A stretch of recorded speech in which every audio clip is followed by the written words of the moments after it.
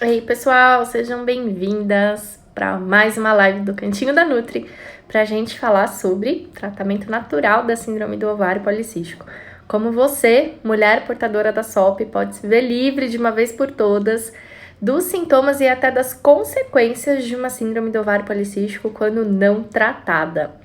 Quem tem SOP sofre, né? Quem tem síndrome do ovário policístico costuma sofrer bastante com sintomas da SOP, como queda de cabelo, acne, excesso de pelos, para algumas mulheres, excesso de peso e de gordura abdominal. Para a grande maioria das portadoras, cansaço, fadiga, vontade exagerada de doce, carboidrato, massa, pão. E o principal, né? Ciclos menstruais irregulares, formação de cistos no ovário e dificuldade para engravidar. Tudo isso pode ser por conta da síndrome do ovário policístico. E, infelizmente, né, muita gente ainda acredita que o melhor tratamento da SOP está nos anticoncepcionais, está nos medicamentos. Mas não, vocês vão aprender sobre isso aqui um pouquinho, né? Hoje a gente vai falar do uso da metformina no tratamento da síndrome do ovário policístico. Esse vai ser um dos temas da live, né, que eu vou falar rapidamente aqui. Vou esclarecer 2 posts polêmicos de ontem lá nos stories, das nossas respostas de sim ou não. Muita gente ficou com dúvida na resposta, né, sobre a metformina, e muita gente também ficou com dúvida na resposta sobre a redução do carboidrato na dieta. Vou explicar um pouquinho essas 2 respostas aqui para vocês, e a gente vai falar do tema da live de hoje também, que é a relação do intestino com a síndrome do ovário policístico. Gente, vocês sabiam que o nosso intestino tem a ver com a manifestação da síndrome do ovário policístico? Vocês sabiam que o funcionamento intestinal pode agravar, piorar os sintomas da SOP? Que para alguns estudiosos, para alguns pesquisadores, a síndrome do ovário policístico nasce das alterações intestinais? Vou explicar, vou falar um pouquinho aqui para vocês sobre isso na live de hoje. E para quem não me conhece, meu nome é Carol Faria, eu sou nutricionista, sou também formada em educação física, né, personal trainer, sou coach de emagrecimento e sou portadora da SOP há 19 anos. E aí muita gente me pergunta, Carol, tu é especialista em SOP? Gente, eu não sou especialista em SOP porque essa especialização não existe. Mas o que me faz entender, estudar, querer saber tanto sobre SOP é a minha própria história de vida e tudo que a SOP já me fez passar desde a minha adolescência até a minha fase adulta e ainda faz, né? Porque querendo ou não, a SOP é para sempre, SOP não tem cura. Então, uma vez que a gente tem a patologia, a gente vai ter para sempre. E por algumas vezes na vida eu já dei um olé aí na SOP, superei sem medicamento, sem nenhuma terapia hormonal, nem, enfim, qualquer procedimento aí que não fosse a minha alimentação, a prática de atividades físicas e o meu próprio estilo de vida, né, o meu próprio dia a dia. E há 3 anos eu lido profissionalmente com isso, então desde o nascimento do meu segundo filho eu escolhi trabalhar com SOP, eu escolhi dedicar o meu conhecimento na área de nutrição ao tratamento da síndrome do ovário policístico de vocês que estão aí assistindo, tá? Então, só esclarecendo aí, algumas pessoas perguntam, né, se eu sou especialista, só não sou porque essa especialização não existe, tá? Porque o dia que existir, pode ter certeza que eu vou ser a primeira a fazer. Se não, né, quem sabe sou eu a criar essa especialização aí para os profissionais da área da saúde. Mas enfim, tá? Só esclarecendo. E aí, gente, vamos falar de intestino? Chegou a hora, né? Ó, tema sugerido pela turma 6 do programa de combate à SOP. Tem alguém aí da turma 6 assistindo? Porque, querendo ou não, foi a turma que sugeriu, né? Perguntei lá hoje sobre o que mais que elas queriam que eu falasse. Como a turma é nova, é a turma que, né, ainda mais tem dúvidas, ainda mais quer conhecer, ainda mais precisa de informações, e aí eu achei justo, né, deixar que elas escolhessem o tema. E aí levantaram essa questão intestinal e eu fui lá no meu canal do YouTube, porque a gente tem eu tenho meio que uma enciclopédia ambulante lá no canal do YouTube. E eu achei que eu tivesse vídeos falando sobre a desbiose e o funcionamento intestinal relacionado à SOP. E eu descobri que não tem. E aí eu falei, gente, eu nunca falei disso numa live, então vamos lá, vamos falar, porque é um tema importante, é um tema que vocês precisam também saber, conhecer, entender, né, pra você conseguir combater e melhorar, tá bom? Aí as meninas da turma 6, a Vá Siqueira, a Jéssica, quem mais é da turma 6 aí? A Grazi, talvez. Bom, sejam bem-vindas, tá? E para falar de intestino, gente, é importante vocês entenderem, né? Antes de mais nada, o que o nosso intestino tem a ver com a SOP. Alguns estudos, né? Aliás, muitos estudos. Aí, Ana Vitória, tava enrolando aqui esperando você chegar. Seja bem-vinda, Ana Vitória, para nossa live. A Ana vai fazer o suporte de vocês aí nos comentários enquanto eu explico aqui o conteúdo de hoje, tá bom? Ana é da nossa equipe, super treinada, ela quase especialista em SOP, né, Ana? De tanto que estuda, de tanto que vê a gente falar. E, gente, eu só tô de óculos hoje porque meu olho resolveu dar pau. Não gosto de óculos, não. A Ana falou, nossa, tá linda demais de óculos. Gente, eu odeio ficar de óculos, tá? Mas, enfim, vamos lá, vamos falar de intestino. Olha só, qual que é a relação da SOP? Muitos e muitos estudos hoje relacionam a disbiose à possível origem da síndrome do ovário policístico. Então, dentre as possíveis causas da SOP, dentre o que os pesquisadores encontraram, né, como opções aí para justificar o surgimento da SOP, para justificar por que algumas mulheres desenvolvem SOP, a explicação mais usada e mais aceita hoje em dia é que a SOP é uma patologia genética, então ela seria transmitida de mãe para filha, né? A mulher portadora da SOP transmite para a filha menina alguns genes, né, que são condizentes com as alterações da síndrome do ovário policístico, mas essa menina, quando se torna adolescente, quando se torna mulher, ela pode ou não manifestar a síndrome do ovário policístico, e o que determinaria ela a manifestar ou não a doença seriam os fatores ambientais. O que são esses fatores ambientais? O dia a dia dela, a rotina, se ela faz atividade física ou não, o que ela come, como que é a alimentação, quanto de carboidrato ela usa, enfim, né, coisas aí que a gente convive, né, o lugar onde ela mora, a quantidade de poluidores, né, de poluentes ambientais, da onde ela vive, enfim. SOP, gente, é síndrome do ovário policístico, tá? Pra quem tá chegando e ainda não sabe.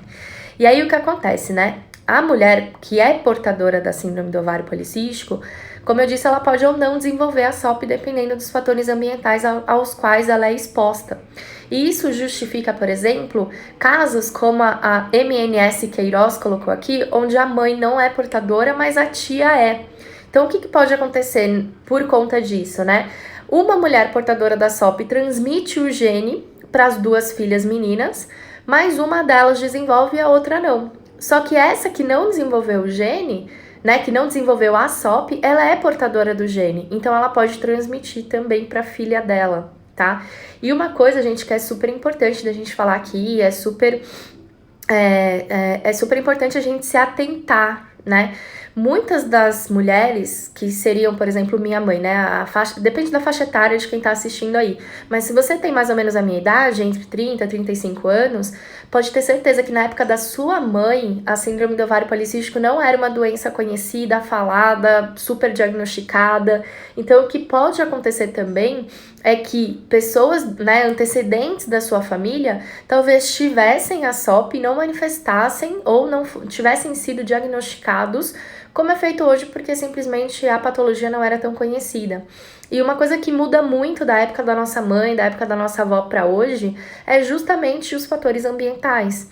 Então, por exemplo, na época da minha avó, gente, o que se consumia, né? O que se comia de produto industrializado? Era uma qualidade de alimentação completamente diferente do que a gente tem hoje. As pessoas, elas eram extremamente mais ativas. Então, hoje em dia, a gente fica muito tempo no computador, muito tempo no celular, trabalha sentada a maior parte do tempo, vai e volta para o trabalho de carro. Antigamente, isso não acontecia. Então, as pessoas da época dos nossos avós, né, as pessoas com essa faixa etária, provavelmente não desenvolviam síndrome do ovário policístico com a mesma frequência que a gente desenvolve hoje, porque os fatores ambientais daquela época eram muito diferentes. Até a poluição do ar era muito menor naquela época do que é hoje. Então, isso tudo colaboraria, então, para que a incidência da SOP aumentasse tanto como tem aumentado. Hoje em dia, 20% da população feminina em idade fértil é portadora da SOP, e esse número aparentemente só cresce. Isso representa mais de 100 milhões de casos de síndrome do ovário policístico em todo o mundo. Então, cada uma de nós que está aqui nessa live conhece pelo menos outras 2 mulheres também portadoras da SOP. E isso é muita gente.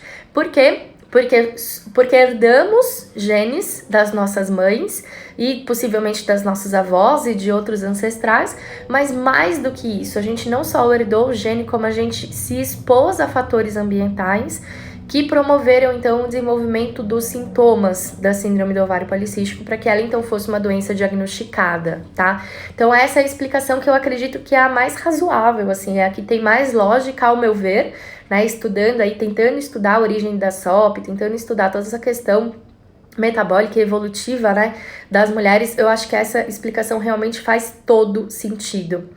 E aí o que acontece, né? O que o intestino tem a ver com tudo isso? Um dos fatores ambientais, né, que a mulher portadora da SOP normalmente está exposta e que poderia desencadear, então, a manifestação de síndrome do ovário policístico é a questão alimentar. E a gente entende que a mulher portadora da SOP, em algum momento da vida, fica exposta a um alto consumo de produtos industrializados, produtos ricos em aditivos químicos, né, como adoçantes, corantes, conservantes e tudo mais. Alto consumo de farinhas, né, ou seja, alimentos, carboidratos de alto índice glicêmico, né, de alta digestibilidade e alta absorção.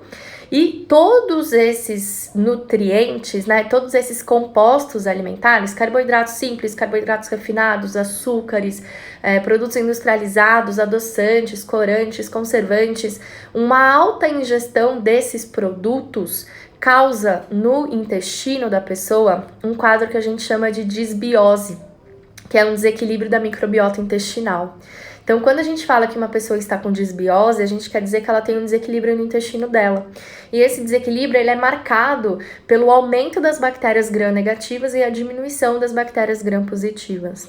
E as bactérias gram-negativas, elas aumentam conforme a pessoa consome esse tipo de produto, né? Esse tipo de alimento, que são os carboidratos simples, refinados, industrializados e tudo mais. Quando a gente tem esse quadro de disbiose, ou seja, esse desequilíbrio do nosso intestino, a pessoa começa a ter alguns sintomas, como gases, dor abdominal, para algumas pessoas constipação, para outras diarreia, para algumas pessoas uma alternância dos dois quadros. Então, hora ela tem diarreia, hora ela tá constipada. O intestino dela fica com um funcionamento muito incomum, né, muito irregular. E a principal forma da gente identificar a disbiose no nosso paciente é a distensão do abdômen. Então, a mulher que apresenta disbiose normalmente tem aquela barriga de grávida, né? Ela pode até ter acúmulo de gordura maior na região abdominal por conta da resistência à insulina, que é um quadro característico de SOP, mas mais do que acúmulo de gordura, ela tem a barriga estufada. Então, a mulher começa a notar que a barriga dela tá sempre distendida, o abdômen tá distendido. Não é aquela barriga de gordura, né? Aquela barriga inchada, durinha, que fica sempre pra frente, parece realmente uma barriga de uma mulher gestante, né? No início da gestação. Esse é o principal critério clínico de diagnóstico da SOP. Então, se a pessoa se queixa dessa barriga inchada, esse abdômen distendido, essa barriga dura, ainda sofre com gases e tem um funcionamento intestinal que não é regular, a gente começa a investigar, então, esse quadro de disbiose, de desequilíbrio. E, gente, o que isso tem a ver com a SOP, gente? Vamos chegar lá. Quando a gente tem esse desequilíbrio, ou seja, quando a mulher apresenta disbiose, ela começa a ter maior incidência de resistência à insulina. Porque em um quadro de disbiose, ou seja, de desequilíbrio da microbiota intestinal, a gente apresenta uma menor sensibilidade das nossas células à insulina. E aí é que começa todo aquele lance da síndrome do ovário policístico, porque a mulher com resistência à insulina começa a ter cada vez mais vontade de comer carboidrato, e quanto mais carboidrato ela come, mais insulina ela produz. O aumento da insulina favorece o acúmulo de gordura, principalmente na região abdominal, e o aumento do apetite. E aí a gente entra num ciclo, né? Quanto mais alimento, mais insulina, quanto mais insulina, mais fome, mais cansaço, mais fadiga e mais vontade de comer carboidratos. Quando a gente entra nesse ciclo, a gente tem então a resistência insulínica clássica de síndrome do ovário policístico, que eleva a produção dos hormônios andrógenos, que são os hormônios masculinos, que trazem sintomas como queda de cabelo, acne, excesso de pelos, que a gente chama de hirsutismo. Então a gente percebe como uma coisa tem muita relação com a outra, né? A mulher que é exposta a fatores ambientais que causam desequilíbrio da microbiota intestinal favorece o desenvolvimento da disbiose. A disbiose, que é o desequilíbrio dessa microbiota intestinal, favorece a resistência à insulina. Com resistência à insulina, a mulher tem mais fome, mais apetite, mais vontade de comer e, ao mesmo tempo, sobra insulina no sangue, fazendo com que ela tenha mais fome, mais vontade de comer e, ao mesmo tempo, menos energia, porque ela não está absorvendo corretamente o carboidrato que ela está ingerindo. O resultado disso tudo, possivelmente um aumento de peso e de gordura abdominal, mais fome, menos energia, menos disposição, mais fadiga e o intestino, né, cada vez mais desbiótico, cada vez mais desequilibrado. Então, gente, vocês percebem como tudo acaba se encaixando, né? Parece que a gente tá pegando um quebra-cabeça e tá encaixando uma pecinha na outra e realmente, à luz dos estudos, isso tudo faz muito sentido, né? Quando você entende a complexidade da síndrome do ovário policístico, fica muito mais fácil de você entender o porquê ela se desenvolve, como ela se desenvolve, por que ela tá mais incidente agora e parece que a incidência tem aumentado e como que a gente faz, inclusive, para tratar. Uma das formas da gente melhorar a síndrome do ovário policístico, aliás, a melhor forma de você tratar a síndrome do ovário policístico é você tratar a raiz do problema, que seria justamente essa questão da resistência à insulina, né? Porque tudo começou na resistência à insulina. Tudo que eu falo, gente, toda a questão do aumento dos andrógenos, né? Toda a questão do aumento dos hormônios masculinos e dos sintomas estéticos, como hirsutismo, acne e queda de cabelo. Isso começa na resistência à insulina, mas eu não falei que a resistência à insulina começa na desbiose? Então, para alguns protocolos, né, para algumas condutas, faz até mais sentido a gente começar o tratamento da SOP pelo tratamento da desbiose. Ou seja, a gente começa a tratar a síndrome do ovário policístico cuidando do nosso intestino. E aí, quando você cuida do seu intestino, o que é cuidar do nosso intestino, né? É fazer com que você tenha uma digestão melhor, que você tenha uma absorção melhor dos alimentos e dos nutrientes que você está ingerindo, fazer com que você tenha uma recolonização do seu intestino pelas bactérias boas, pelas bactérias gram-positivas, diminuindo a incidência e a colonização das negativas. Isso tudo vai fazer você ter menos gases, ter o intestino funcionando de forma mais regular, um abdômen menos inchado, com a barriga menos distendida e, consequentemente, uma menor resistência à insulina. E aí, quando você tem menos resistência à insulina, você tem menos produção de hormônios masculinos e, por consequência, menos sintomas da SOP, inclusive formação de cistos ovarianos, tá?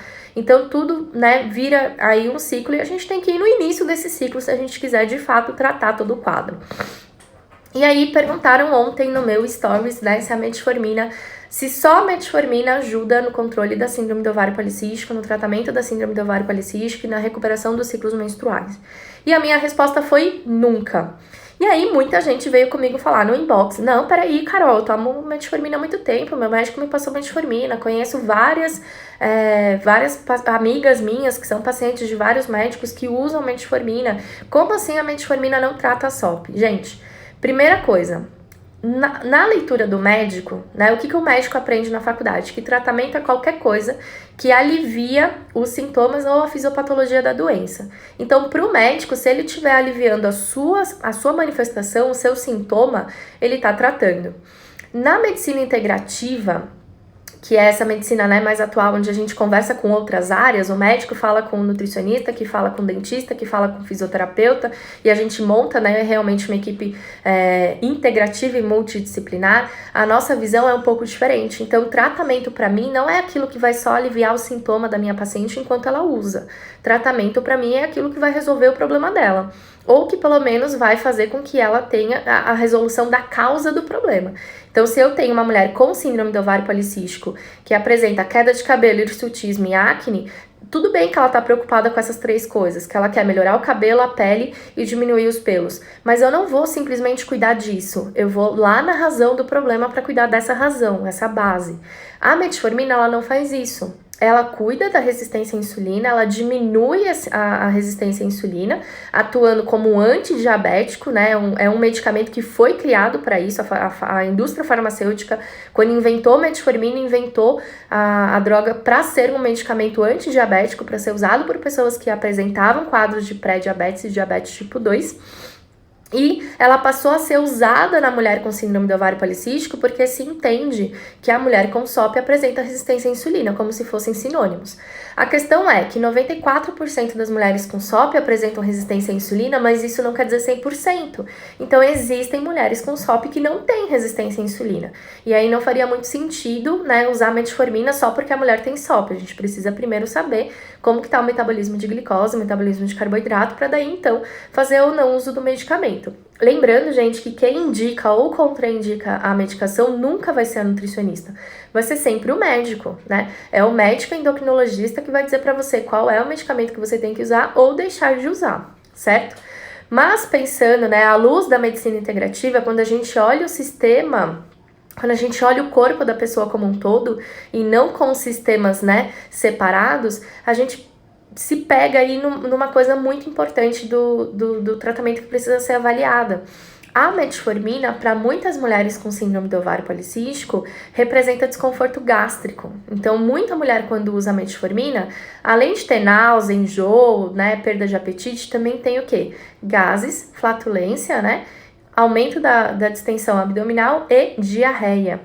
É muito comum, é um dos sintomas, né, um dos efeitos colaterais da medicação mais comuns. E se a metformina está causando isso no intestino da minha paciente, então certamente ela vai piorar o quadro de disbiose. E aí, olha só que louco, né? Você está usando um remédio para resistência à insulina, que controla a sua insulina, né? Que a função do medicamento é essa, diminuir os níveis de insulina na corrente sanguínea e fazer com que a insulina tenha um papel melhor, desempenhe um papel melhor ali no metabolismo. Só que a metformina está agredindo o seu intestino. E com a live de hoje, vocês descobriram que a resistência à insulina pode ter origem na desbiose, no desequilíbrio do intestino. Então, do que adianta você usar a metformina para controlar a resistência à insulina se ela está agredindo o seu intestino e isso pode piorar a resistência à insulina? Isso é uma das possíveis causas, uma das possíveis explicações pelas quais muitas mulheres usam metformina no longo prazo e não apresentam melhora da SOP. Então, sim, tem muita mulher que usa metformina, que tem uma melhora, né, dos sintomas da síndrome do ovário policístico, que consegue perder peso, que consegue ter uma melhora, inclusive, da pele, uma retomada dos ciclos menstruais. Tem mulheres que são beneficiadas pelo uso da droga. Só que essas mulheres, elas têm uma sintomatologia diferente e uma reação diferente à medicação. Elas são beneficiadas pelo uso da metformina. O que a gente tem que entender é que nem 100% das mulheres fazem parte desse grupo. Muitas mulheres, ao usar a metformina, não só não apresentam resultado, como também apresentam piora, tanto de sintomas como também de desconfortos, né, metabólicos, que é passar mal, ter cansaço, fadiga, não ter energia para nada, piorar o intestino e tudo mais. Então, o que a gente tem que aprender disso, né? O que eu quero trazer para vocês como conhecimento hoje? Primeiro, que não é nutricionista que vai falar para você tomar ou deixar de tomar um remédio. Quem vai fazer isso é o seu médico, mediante a avaliação de todo o seu quadro, de todas as suas manifestações, de todo o seu conceito. Segundo, para você usar um antidiabético, você tem que minimamente ser diagnosticada com resistência à insulina, o que muito médico não faz. Então, muitos médicos olham para a mulher com síndrome do ovário policístico, já identificam uma possível resistência à insulina só de forma clínica e passam uma droga antidiabética, como é a metformina, a glifage, saxenda, victoza, liraglutida, enfim, tem várias drogas aí com o mesmo intuito. Mas eles não param para fazer uma avaliação inteira do quadro, eles não param para fazer realmente uma investigação para saber se a mulher realmente tem resistência à insulina ou não. E aí você, como paciente consciente que entende sobre SOP e sobre as alterações hormonais e metabólicas que ela traz, você pode exigir que o médico solicite os exames adequados para você ter um diagnóstico minimamente digno, né? Que eu acho que é o que todo mundo aqui merece, que é o que todo mundo aqui deveria ter. E infelizmente a gente vê no dia a dia que não é isso que acontece, né? Os médicos estão muito mais preocupados em ganhar dinheiro e economizar do convênio do que realmente pedir os exames necessários e fazer o diagnóstico correto como deveria ser feito. E a terceira coisa, né? E aí respondendo e esclarecendo a minha resposta quanto à metformina. Quando a pessoa perguntou sobre a metformina, ela perguntou se só a metformina é capaz de melhorar no tratamento da SOP e regular os ciclos. Não, não é. Porque se você usa só a metformina e não faz dieta, não faz atividade física, não melhora seu estilo de vida, não tem controle do estresse, não melhora a qualidade do sono, a metformina não vai ser páreo, não vai ser suficiente para controlar toda essa sua questão metabólica. A metformina ela vai atuar como coadjuvante do seu tratamento. Então, gente, isso serve não só para a metformina, mas para qualquer medicamento, para qualquer suplemento, para qualquer fitoterápico. Quando a gente usa qualquer um desses itens no tratamento da síndrome do ovário policístico, a gente está buscando, através deles, intensificar um resultado que a mulher já está tendo através da alimentação e da prática de atividades físicas que ela tem feito. Então, Normalmente o médico, né, um médico mais consciente, ele vai primeiro pedir exames, investigar realmente as suas alterações, incentivar você a mudar o seu estilo de vida. Então ele vai incentivar uma dieta equilibrada, a prática de atividades físicas, uma mudança em relação ao estilo de vida que você pode estar seguindo. E aí em seguida, depois que ele começa a observar uma melhora disso tudo, ele vai introduzir a medicação por um curto período de tempo para ajudar você a ter o controle dos seus hormônios e do seu metabolismo, tá? Então é pausado devido à baixa qualidade da internet. Muita gente usando a internet, né, esse horário. Então, gente, voltando. A metformina, ela vai atuar como coadjuvante do seu tratamento, ela pode melhorar os seus sintomas da SOP, ela pode ajudar a regular os seus ciclos menstruais, mas ela sozinha não faz milagre. Ela tem que estar aliada a uma prática regular de atividade física, uma rotina de vida saudável, qualidade de sono equilibrada, controle do estresse, né, manejo do estresse e principalmente uma alimentação que favoreça o resultado que você está buscando, tá? Só metformina não trata, não cura, né? Nem metformina cura, nenhum medicamento cura a SOP, mas os medicamentos, quando usados de forma isolada, sem esse contexto, né, sem essa base de tratamento, eles também possivelmente não vão ter resultado. E falando de metformina, se você usa metformina e tem muito efeito colateral, sofre de diarreia, tem muitos gases, passa mal, vale a pena você consultar o seu médico e reavaliar a conduta medicamentosa, porque a grande possibilidade é que daqui a um tempo você vá repetir os seus exames e você não tenha tido melhora do quadro, porque está agredindo o intestino, pode piorar a sua desbiose e, por consequência, pode agravar a sua resistência à insulina ao invés de melhorar, tá bom? Uma outra pergunta, ó que legal, gente, a gente já falou de desbiose, né, do papel do controle intestinal no tratamento da SOP, a gente já falou do uso da metformina como coadjuvante do tratamento, e aí para completar e para encerrar a live de hoje eu quero falar um pouquinho também de uma outra resposta que foi polêmica, que foi a seguinte: a menina colocou na figurinha o seguinte: Carol, cortei açúcares, cortei carboidratos e estou caminhando todo dia.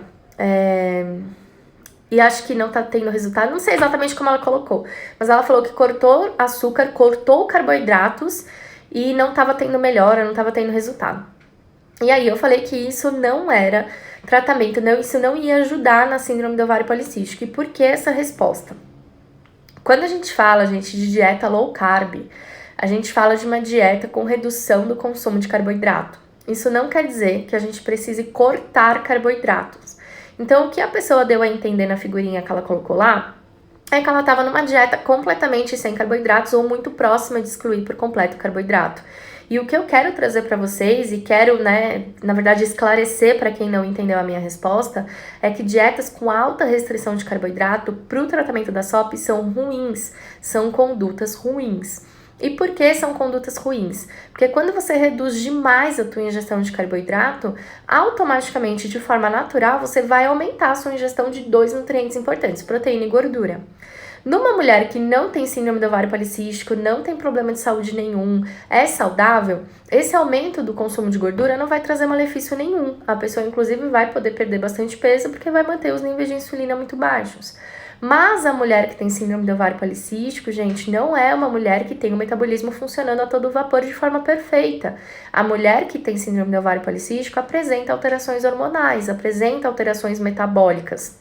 E aí o que acontece? Essa mulher que apresenta essas alterações, quando é submetida a uma dieta de alto consumo de gordura, principalmente de gordura saturada, ela vai ter o aumento do colesterol, que já é uma tendência da síndrome do ovário policístico, né? Mulheres que são diagnosticadas com SOP normalmente apresentam um colesterol no limítrofe, né? Apresentam aí o colesterol, né, muito próximo do limite, ou até um pouquinho acima do ideal. E com uma alta ingestão de gordura saturada, isso vai piorar ainda mais, isso vai aumentar ainda mais o colesterol dela. Só que o problema não tá só em aumentar o colesterol. O problema tá que muitos dos nossos hormônios, principalmente hormônios andrógenos, são produzidos à base de colesterol. Então, quando a gente eleva o colesterol endógeno, aquele colesterol que aparece no seu exame de sangue, na mulher com SOP isso representa um aumento dos hormônios masculinos. E aí, o que acontece? A mulher vira pra mim e fala: Carol, eu tô numa dieta super restrita, eu não tô comendo carboidrato nenhum, e os meus sintomas da SOP só estão piorando. Por quê? porque tá fazendo errado, porque o baixo consumo de carboidrato vai e pode piorar os sintomas da síndrome do ovário policístico, porque agrava o hiperandrogenismo. Mais colesterol no seu sangue, maior produção de hormônios andrógenos, mais queda de cabelo, mais acne, mais pelos, mais sintomas da síndrome do ovário policístico, inclusive com a ausência da menstruação, que é a menorreia, ou oligomenorreia, que é a baixa, né, frequência dos ciclos menstruais, e formação de cistos no ovário. Então, quando a gente fala que a dieta low carb é a conduta nutricional para a SOP, não tá errado, né? A gente precisa sim reduzir a ingestão de carboidratos para ter um bom tratamento da SOP.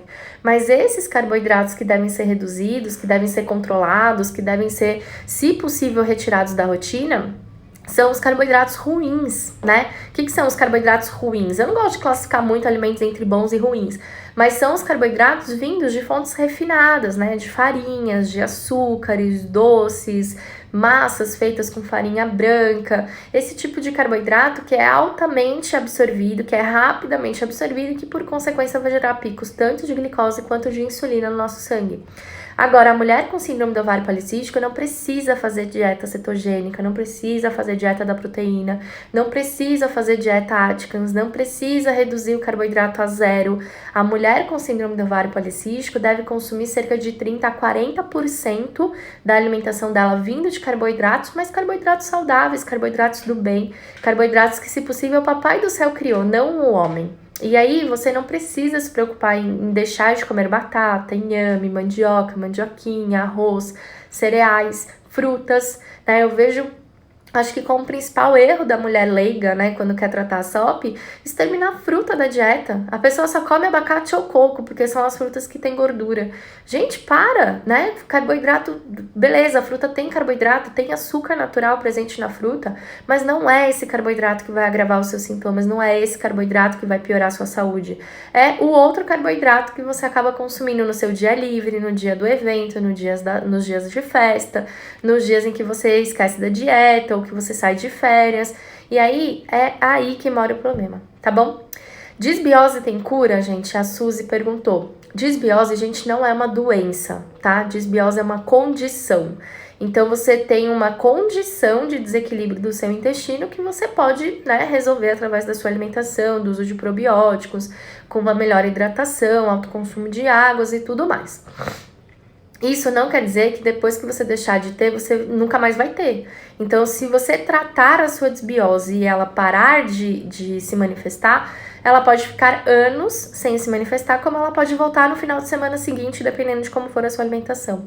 Então, a disbiose, gente, é uma condição, ela não é uma doença, tá? É como se fosse, sei lá, um bronzeamento, né? Você fica ali exposta ao sol, a tua pele vai escurecer. Se você deixa de se expor, ela vai voltar a clarear, né? Se você se expõe de novo, ela vai escurecer de novo. Então, a disbiose é mais ou menos isso. Quando o intestino está exposto a uma alimentação desequilibrada, ao estresse, noites mal dormidas e tudo mais, ele vai entrar em desequilíbrio. Quando você trata, ele se reequilibra novamente. E é como eu falei, né? O tratamento da síndrome do ovário policístico, para muitas mulheres, precisa começar no intestino. Porque não adianta a minha paciente, gente, chegar para mim no grupo de desafios, no programa de combate à SOP ou em qualquer outra forma de atendimento e falar assim: Carol, eu quero tomar um suplemento. Carol, eu quero tomar um probiótico. Carol, eu quero tomar um complemento, um fitoterápico. Não vai adiantar nada você querer usar fitoterápico, chá, suplemento e o caralho é 4, para não falar outro nome, se o seu intestino não tá nem pronto para absorver isso, né? Porque às vezes a mulher tá usando lá 1001 chás, 1001 suplementos, comprando tudo que ela vê, né, que promete aí consertar a síndrome do ovário policístico para sempre, coisa que não existe, porque SOP não tem cura, e ela mal tá conseguindo absorver tudo isso porque o intestino dela tá em desequilíbrio, tá doente, tá inflamado. Então, gente, o tratamento da SOP começa pela base, tá? Eu acho que essa é a principal mensagem que vocês têm que ter aqui hoje. E eu já falei na live, né, de suplementos, chás e fitoterápicos, Mas vale a pena relembrar e vale a pena dizer aqui de novo que nenhum chá, nenhum suplemento, nenhum fitoterápico e nenhum medicamento vai fazer o papel da dieta na sua vida. Você pode usar os 4 juntos. Se a sua dieta estiver em desequilíbrio, se a sua dieta estiver ruim, se você estiver comendo mal, se você estiver exagerando na quantidade de produtos industrializados e processados, você não vai ter resultado nenhum. Então não adianta você querer começar colocando a carroça na frente do cavalo, porque aí nem o cavalo sai do lugar, nem a carroça. Então, gente, primeiro conserta a dieta, primeiro ajusta a sua alimentação, primeiro entende o mecanismo pelo qual a SOP se manifesta, para que depois você trate, né? Trate não, né? Você já vai estar tratando quando você mudar a sua alimentação, mas para que depois você busque algo para intensificar o seu resultado, para melhorar o seu resultado, para fazer você ter mais resultado, tá bom? E aí, gostaram da live de hoje? Conta aqui pra mim, foi uma novidade pra você? Você já sabia disso tudo? Você sabia que seu intestino pode ser ocupado por você ter síndrome do ovário policístico? Na verdade, não, gente. Quem chegou depois e só tá vendo agora o finalzinho, volta lá e assiste desde o começo, pra depois não sair por aí dizendo que a Carol falou que a culpa da SOP é do intestino, hein? Que aí vocês vão entender direitinho, né? Como que possivelmente a SOP chegou na gente, como que possivelmente a gente foi aí premiada por ter síndrome do ovário policístico e principalmente, né, qual que é o primeiro passo para você ter um tratamento de verdade, né, um tratamento não só duradouro, mas, enfim, né, fiel ali da sua síndrome, da sua SOP. Gente, vou aproveitar aqui que vocês estão online e vou dar um recado aí pra vocês. Muita gente falou, Carol, eu me inscrevi no desafio de tentantes. Alguém falou isso logo no começo da live. Ah, eu te mandei o comprovante, olha aí. Fiquem tranquilas, quem está se inscrevendo no desafio de tentantes, né, que é o Vem Cegonha, mudei o nome. A gente vai conversar com vocês ao longo da semana e o grupo começa só dia 26, tá? O grupo não vai começar segunda-feira agora. Ele vai começar só na outra segunda, porque a gente está preparando conteúdos fantásticos, aulas incríveis, exclusivas desse novo programa, né? Conteúdos exclusivos desse novo desafio. E ele não vai ser um desafio de 30 dias, como é o da SOP. Ele vai ser um desafio de 6 semanas, 100% online. E eu prometi que as 10 primeiras inscritas iam ganhar um encontro online comigo. E eu resolvi aumentar isso para as 20 primeiras. Porque 4 pessoas se inscreveram juntas. E aí ficou muita sacanagem, né? Deixar 2 dentro do encontro e 2 fora. E aí como eu sou a dona da porra toda, eu resolvi ampliar para 20. Então as 20 primeiras inscritas, a gente ainda tem mais 8 vagas, vão ganhar um encontro online comigo. Para poder falar comigo, tirar as dúvidas, contar a história, enfim, falar o que tiver que falar. E também vai passar, né, eu também vou passar conteúdos para essas pessoas, para essas meninas, tá bom? Então, para quem ainda não garantiu a vaga, corre lá nos meus stories, eu deixei o link para vocês na tela de divulgação e vou colocar no feed também. E para quem está inscrita no desafio de 30 dias contra a SOP, nada muda, tá? O desafio de SOP continua existindo, as inscrições estão abertas. A turma começa segunda-feira agora, dia 19, eu acho. Gente, que dia é hoje? 15. Dia 19 e fica tudo bem, tá? Quem tem síndrome do ovário policístico faz parte do desafio de 30 dias. Se quiser fazer o Vem Cegonha, pode fazer também. Porque o Vem Cegonha, ele não é específico de SOP, ele é para qualquer mulher que queira engravidar. Então pode ser a mulher que tem SOP, a mulher que tem endometriose, a mulher que não tem nada, né? Que só quer uma gravidez mais segura, mais saudável, com mais disposição, mais energia. Então quem já fez ou faz o desafio de 30 dias pode fazer o Vem Cegonha logo logo em sequência, né? Logo em seguida, que não tem problema nenhum, só vai acrescentar ainda mais. A Amor falou que ficou muito feliz, é a primeira vez que participa. Bem-vinda, Amor! Eu dei as boas-vindas, né, pra quem tava no comecinho da live, mas vou dar também pra quem tá no final. E a Su falou que o grupo dela tá acabando, turma 61. E é isso, o que você achou da turma do desafio de 30 dias? Vale a pena se inscrever? Pra quem tá aqui na live, de repente tá na dúvida, se faz, se não faz a inscrição, né, se investe ou se não investe. Conta aí, isso não foi combinado, tá? Vou deixar muito claro que eu não falei com a Su antes de entrar aqui pra perguntar a opinião dela sobre o desafio. Então ela pode tanto dar uma opinião boa quanto uma opinião ruim, né? Quem sabe faz ao vivo.